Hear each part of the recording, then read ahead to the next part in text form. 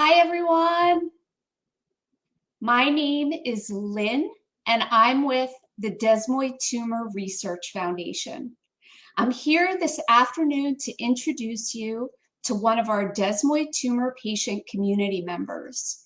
Over the next 45 minutes or so, you'll have the opportunity to hear about her journey with a desmoid tumor. But before I introduce you to this special guest, we have a few reminders for you this month. As you're probably aware, September is Desmoid Tumor Awareness Month. Visit our website to learn how you can help. And you can check that out right here at dtrf.org/awareness. Also, make sure you join us for DTRF's Together We Will virtual weekend, which runs from September 23rd to September 25th. We have opportunities for patients and care partners to connect and learn. There's no cost to attend. So, as you can hear, we have a lot happening this month. So please make sure you subscribe to our newsletter at dtrf.org so that you can stay up to date on all of these special events. Just want to give it another minute for everybody to show up. It looks like we have some eyes on the video today. Thanks for joining us.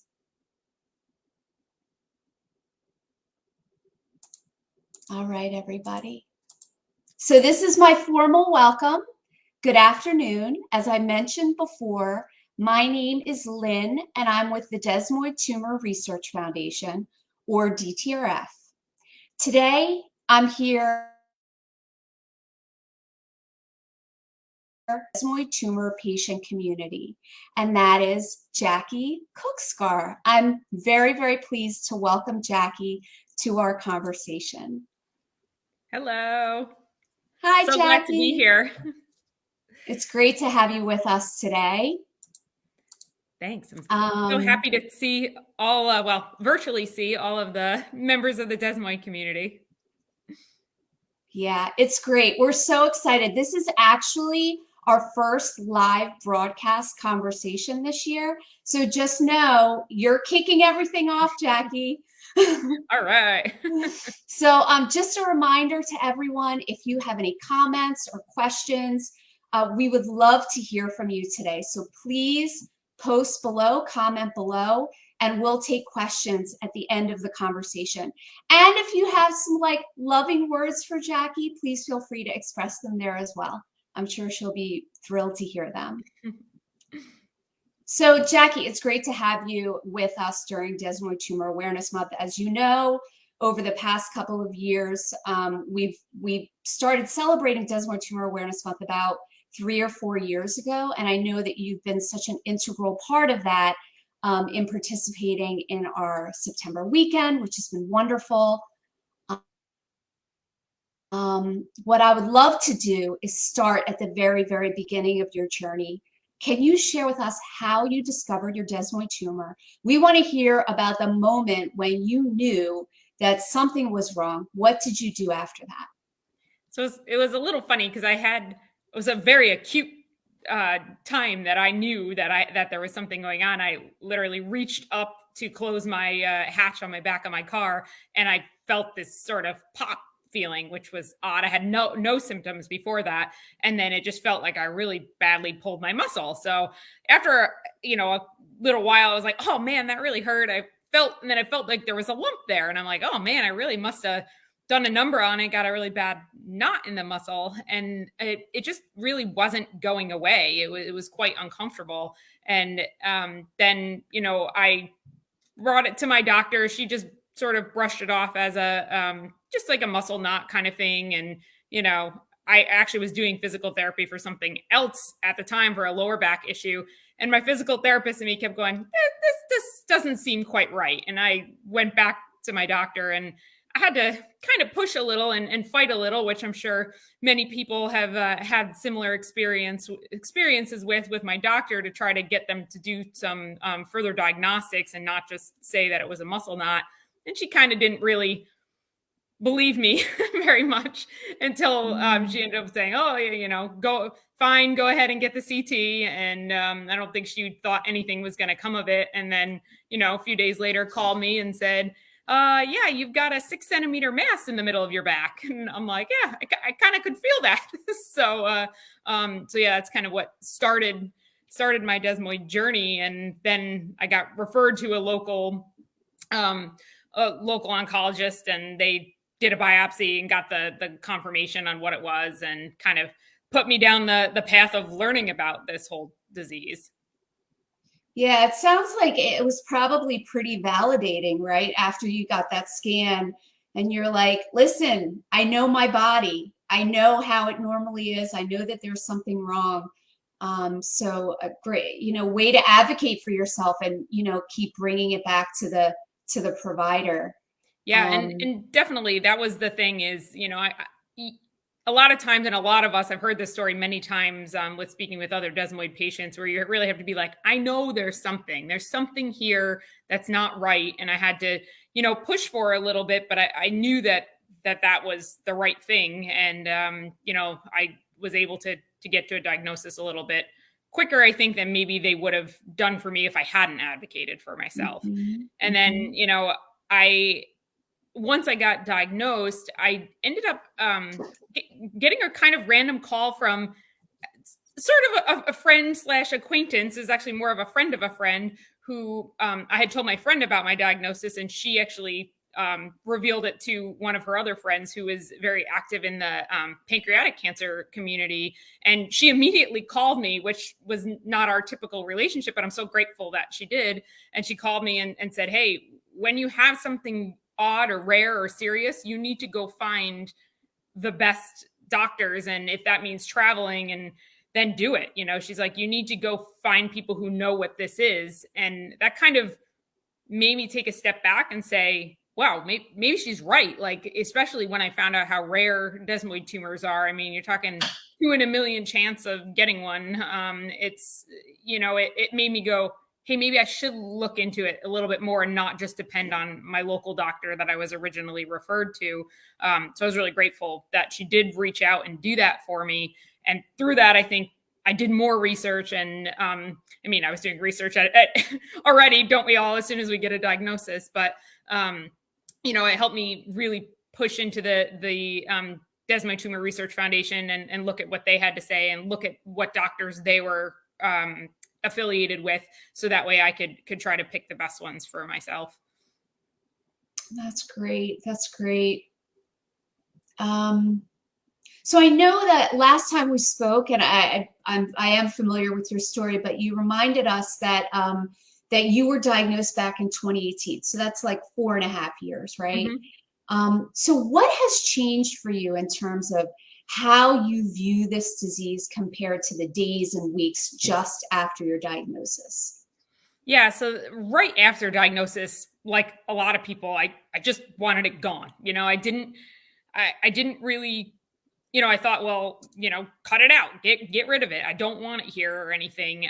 So I definitely am glad that I almost had to take a step back, because I couldn't get in right away with, certain doctors or whatnot. So I did research, and, you know, I, the biggest thing I can say after diagnosis is I was so confused. I didn't know what was going on. And I come from a medical background. I'm a veterinarian, so I understood the medical terminology. I understand disease processes. I understand, not desmoid tumors, but other similar types of sarcoma type tumors and things. I understand what that looks like in bodies. Granted, they're animals, but very similar processes. So I always thought, if I'm this confused, everyone else must be even more confused. So it's very, that's the perfect word to describe right after diagnosis, is just confusion on what the right thing would be. I was reading completely different things, and I didn't know where to begin or what to do.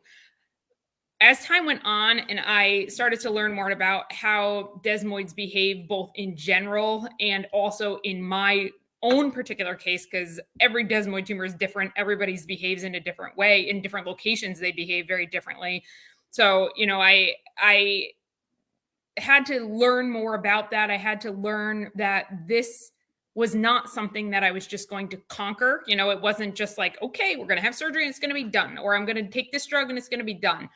I had to accept the fact that this was going to be a disease I needed to manage, at least chronically for some point of time, whether that was a few months, a few years, decades, it can be any one of those for a lot of different people. And I need to figure out what that was going to look like for me. What I'm so happy about now is that they have the global consensus paper for desmoid tumor treatment. That I wish they had that when I first got diagnosed, because that's the best possible resource. And I'm so grateful that that paper exists and that people who are newly diagnosed can pretty easily find that. Like, just out of curiosity, the other day, I Googled just desmoid tumor and see if I could easily find it. And it was one of the first things that popped up, and through the Desmoid Tumor Research Foundation website and things, it was very easy to find, which I was happy that it was so easy for people that they can find it, because that paper helps take a lot of that confusion, not all the confusion, but a lot of the confusion away of what should the steps be. And I think that that's helpful for both the patients and for the doctors, because there's so many doctors who maybe they've heard of a desmoid tumor. Most of them haven't even heard of one, or, are kind of looking it up on the sideline after they get your report back or something like that.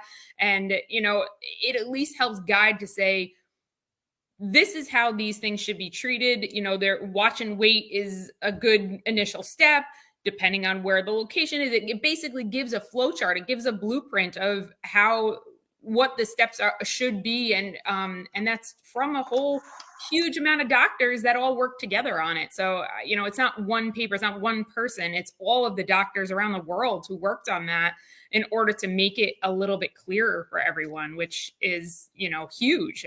That taking that confusion aspect away, it makes a huge difference. Yeah, I really appreciate your bringing that up, Jackie. I think that I was looking at the paper, it was probably like last week or something. There must be at least 50 professionals that are 50 to 60 professionals that are listed as partial authors of the paper. And I hear you about wishing that it was around earlier, right, when you were first diagnosed. I really hear that. So next question. So you've been very open about your journey throughout your fundraising. I mean, just across the board. Can you share with us, tell us a little bit about your evolution from newly diagnosed to patient advocate and fundraiser? Yeah, so I've definitely been very open about telling my story about having a desmoid tumor. Probably people might be sick of seeing my face because I always throw it out there, but here I am again. So, but honestly, I think one of the biggest drivers, well, there's multiple factors that make me want to do this, but I think initially the reason why I was so outspoken right from the beginning is 4 years prior to my desmoid diagnosis, for 4.5 years, I battled infertility, pregnancy loss, and I did that silently. Nobody really knew about it at the time. At this point, on the other side of it, I feel very comfortable talking about that. And, a lot of people are dealing with that issue as well. But I think it made me, I just couldn't be quiet about one more thing that I was dealing with. I couldn't be quiet about another obstacle. So, and I think that following it made me feel like it made me feel more empowered that I could talk about it. And fundraising really gave me an avenue to do that. By fundraising, it was an easier way for me to tell a lot of people what I had without it just being like, oh, before, like if I had just thrown it out there on Facebook or something, I would have felt like it was a little bit of like oh, woe is me, pity kind of post, or, I wouldn't have felt comfortable doing it in that way. But because I was doing it from a fundraising standpoint, I was able to say, hey, I have this disease, and this is what this is. It's a rare disease. We need to I need to try to help out this community, which helps me directly also. And I was shocked at the amount of support that I had for that. But it definitely, the fundraising gave me that avenue that I needed in order to tell people about my diagnosis and about the disease in general. Yeah, you know what that makes me think of? It makes me think like the telling of the story is a vehicle for fundraising. Mm-hmm. And fundraising is a vehicle for you to be seen, right? By the people that love you, the people that want to support you. So it's like they're interconnected and they're kind of supporting each other, which I really love. I remember, I think it was, I don't know if it was 2018 or 2019. You won an award at RFA.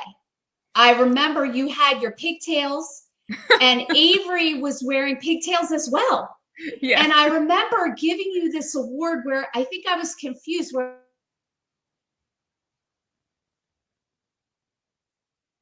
the fastest patient. And then you also won an age group or something like that. And I was like, this is just crazy. And then now you springboard into the virtual events where you, in 2020 and 2021, you were doing lip sync videos, which were just hysterical.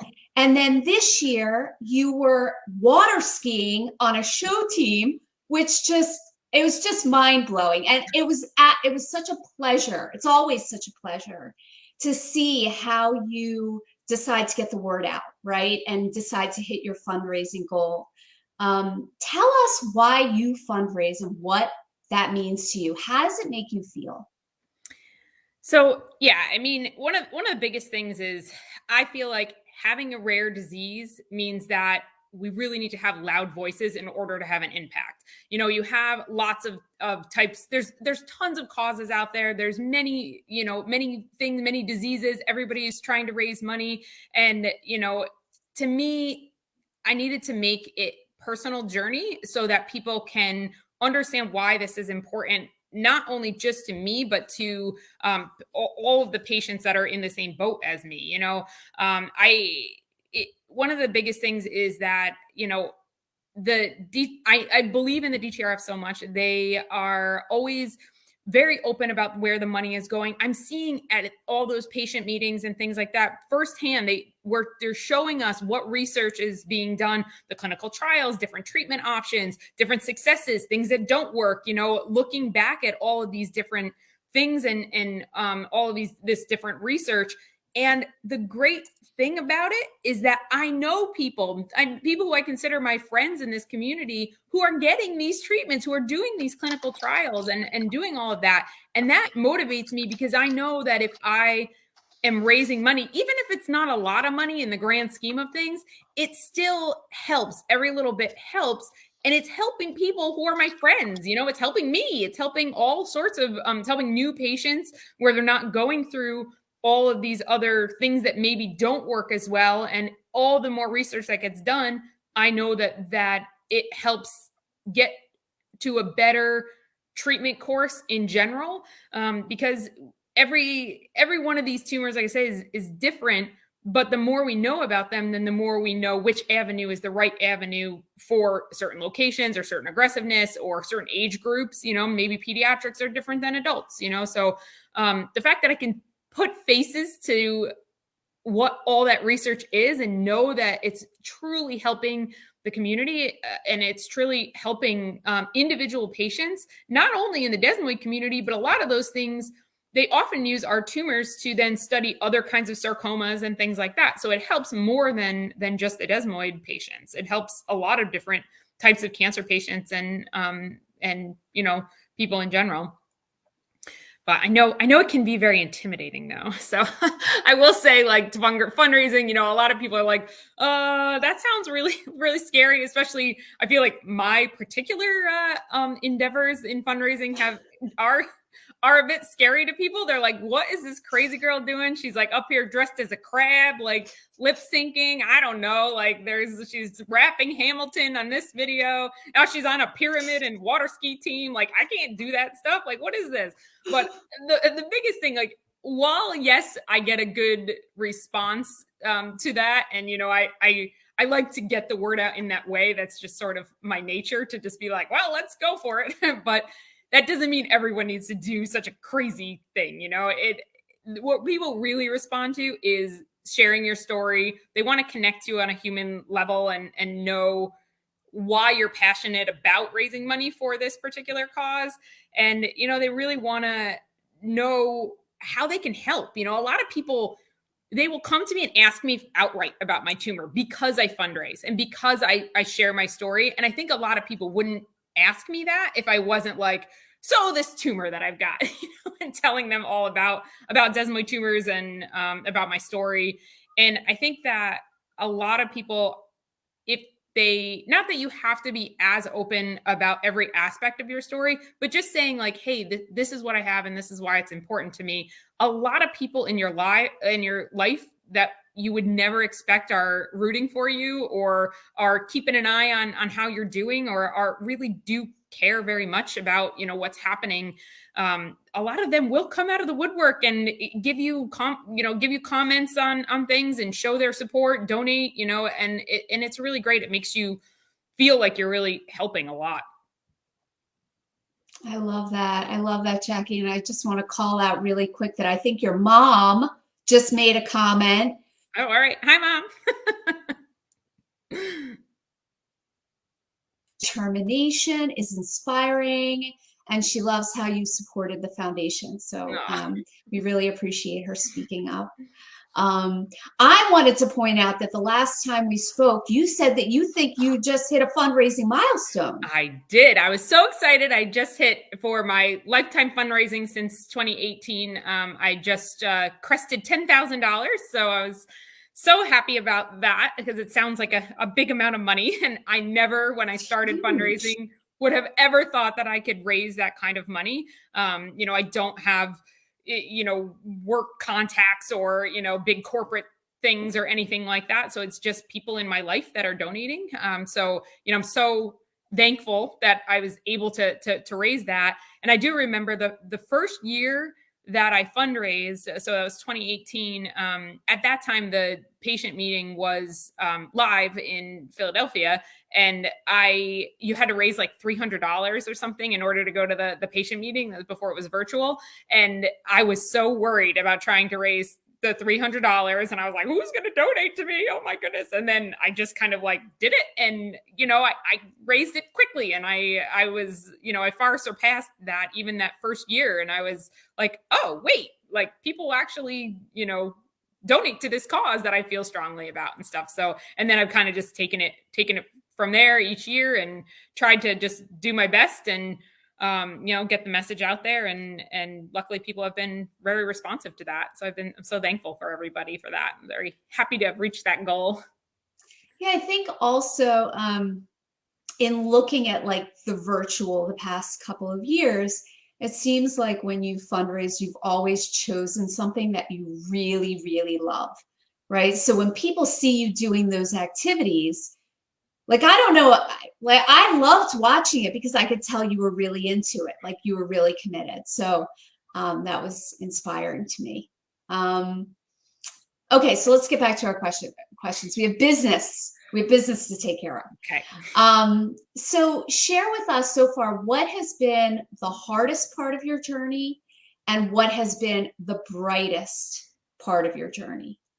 So I kind of touched on the hardest a little bit before, which I would say was that initial confusion of diagnosis and, there's that scariness of what is going to happen and what way. And also I would say the hardest is watching and waiting. That is a very difficult thing to do, and when you're on watch and wait, you're like, like, I just feel like I need to be doing something, but it's not always the best thing to do to be doing something. Sometimes you literally have to watch and wait what your particular tumor is going to do. So that was really challenging.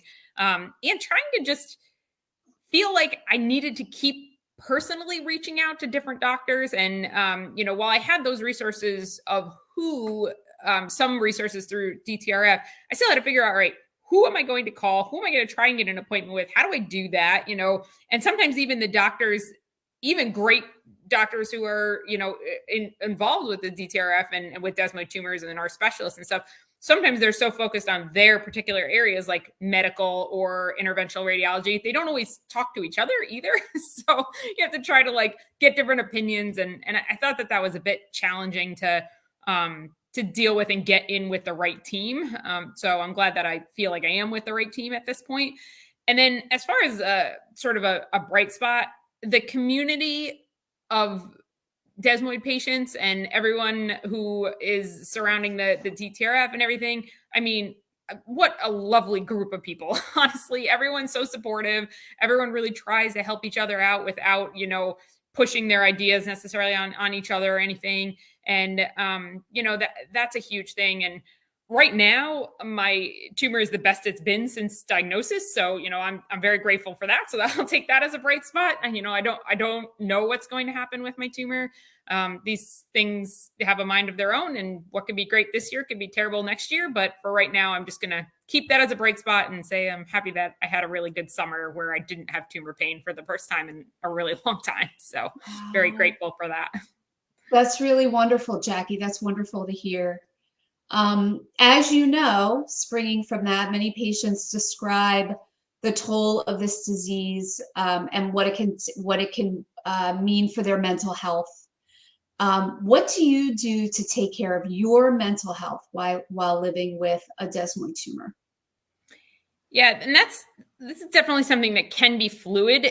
And one of the things that helps me the most, I would say, is getting out and being active, which, that's always been a way that I keep my mental health in check.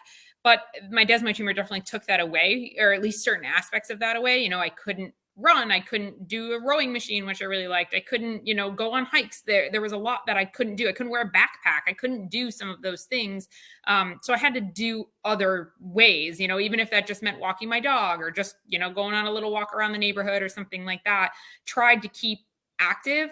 And then as I was getting treated and having success with that, I was able to do more. And then, then I just probably go a little on the overboard side. And then I'm like, water skiing and doing all the things. And like, who knows about this tumor? I'm just going to do whatever I want. So, but being active is a huge thing. And I'm also really into travel. Obviously during the pandemic and thing, there was a lot of travel was stopped, but photography, and especially I've been to Africa and done some work on rhinos and cheetahs and elephants and stuff, which is amazing, and photography and stuff. But one thing that's, I would say, has kept me through everything that I can do no matter what is reading. I read every morning when I eat breakfast, and when I'm at work, that's my little mini break to have my lunch and read my book. And that just lets me relax and be able to take some time for myself and read lots of great books. I love that. So what are some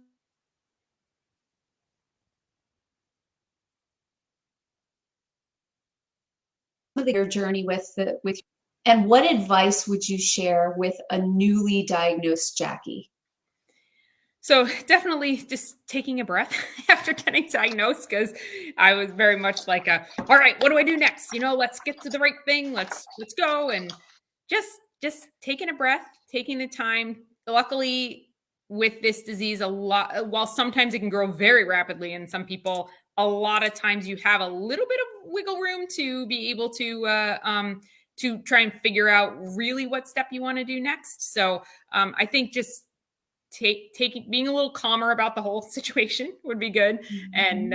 And just making sure to continue to do those mental health things. Don't get bogged down in it too much. And like I said, it was a real struggle to realize it was going to be a chronic thing and not not something that was a quick cure. It's definitely the marathon versus sprint thing. So almost like prepping myself a little bit more for that, I think would have been helpful for sure. Okay. So you mentioned, and I personally wish I could say the same. I'm not a big fan, but I should be. I missed part of that. You kind of cut out. Sorry. Oh, I said I wish that I could say that I'm a big reader as well, but I'm not. So we'll end on this question before we go to the comments below. What is your favorite book and why? Actually, I'm going to say your top two. Oh my top two. Well, the my favorite book series of all time is the Outlander series. It's my absolute favorite. I've read all of the books at least 3 times, and they're quite large, and they have little extra novellas and things, other stories and stuff like that. So those are absolutely my favorite books of all time. I if oftentimes if I'll read a couple of other books and then I'll go back to that. Um, Oh, there's so many like ones that are in sort of second place for me. I don't know. I do read a fair bit of like Stephen King as well. I got to get some kind of supernatural mystery stuff in there along with, I read a lot of historical fiction as well. So, I kind of dabble from all eras and yeah, I'll pretty much read anything. So I just love learning about the world and different cultures and things like that. So yeah, it's good. It's relaxing. It's good. Okay. Just carve out 5 minutes a day. It's helpful. Yeah, I think I'm going to set that as a goal for myself. I think so. Okay, so we have a couple questions for you. And I know that we're not talking about specific medical treatments. But can you share a little bit about your treatment journey and if you're still on treatment, what that looks like? Yeah, so just briefly, I've done a few different therapies. I have not been on any medical treatment besides just like anti-inflammatories. But yeah, I mean, I went to California. I did some high intensity focused ultrasound, and then I've done a few rounds of cryoablation, and luckily those have been successful. They've been a little challenging to get through, especially some of my first cryoablation was, pretty rough on my body. And I think that's rough mentally. And then I've, had some things where, I had some other issues relating to the procedures, but all in all, I'm in a much better place than I was. The biggest thing that is always in the back of my mind is how long, how long do I get to stay like this? And, my next MRI is at the end of the month. So, I always have this, oh, is that nerve stuff growing back, or is that tumor growing? Is that what was that little pinch that I just felt? Was that something?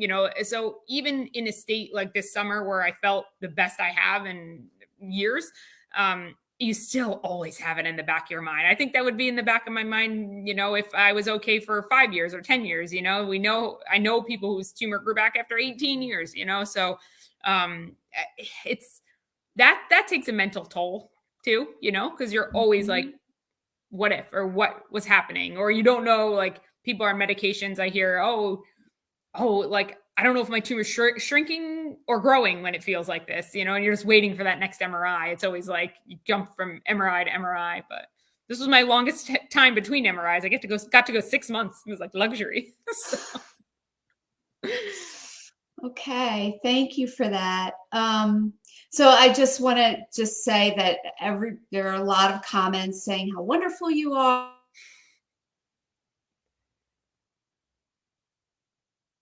You've done, which has been remarkable.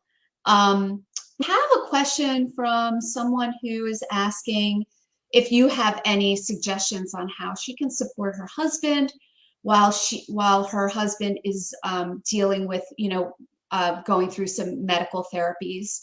Do you have any advice or suggestions around that?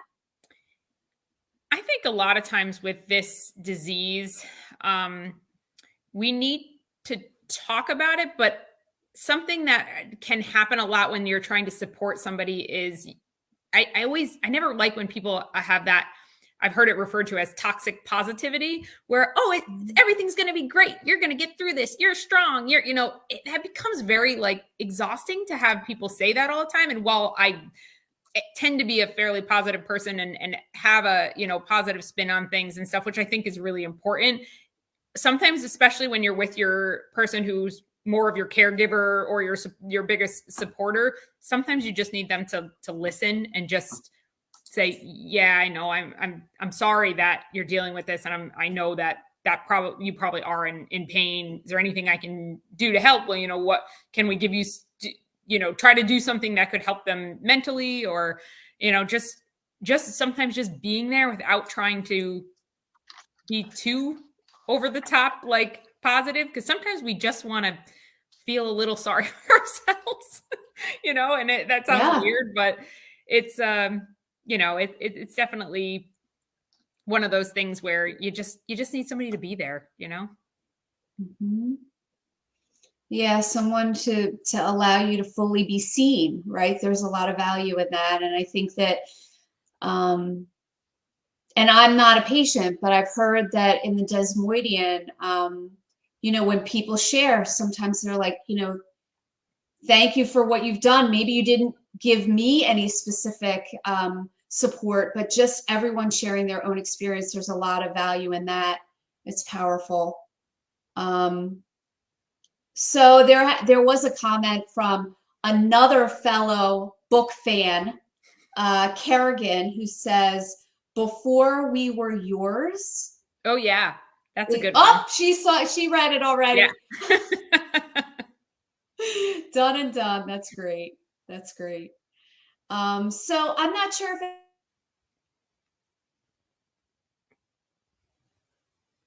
you to post them.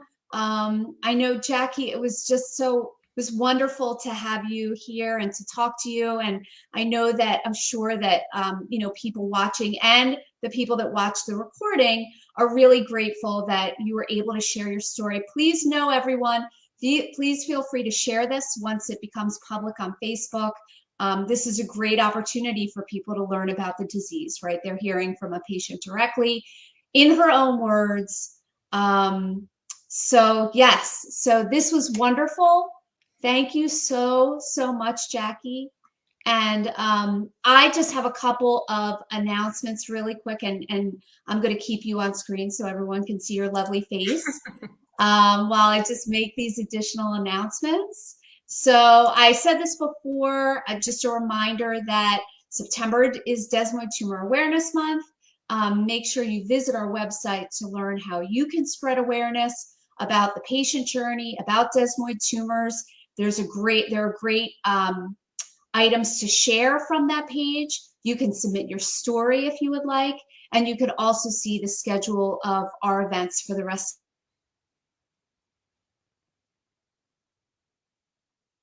A reminder for everyone to register for our virtual weekend, Patients and Care Partners. It's going to run from September 23rd to the 25th. We have opportunities for patients to connect and share over that weekend. And just a reminder that there is no cost to attend. Jackie, can you hear me? Am I showing up or am I cutting out? You had a couple times of cutting out, but Cut out a little bit? yeah, that was not, you had pretty good run there. Okay. All right. Great. All right. I'm holding on to that. Okay.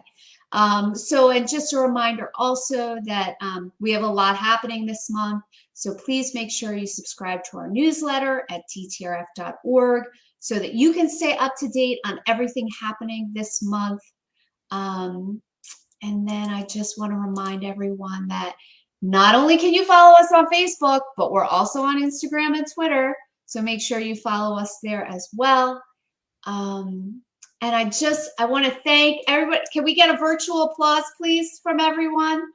Thank you so much to Jackie, and also a very special thank you to Amanda Hoffman, who is our producer on the back end. And we just really appreciate your kicking off the month with us, Jackie. Oh, I'm so thankful to be here. I will do anything to help and support DTRF and my fellow desmoid patients and get the word out wherever we can. And, I'll do whatever wacky thing you put me up to, Lynn. So we're good. I love it. I love it. So thanks to everyone else who's joining us. And we look forward to seeing you again soon. It's going to be a long and wonderful month. Take care, everybody. Bye.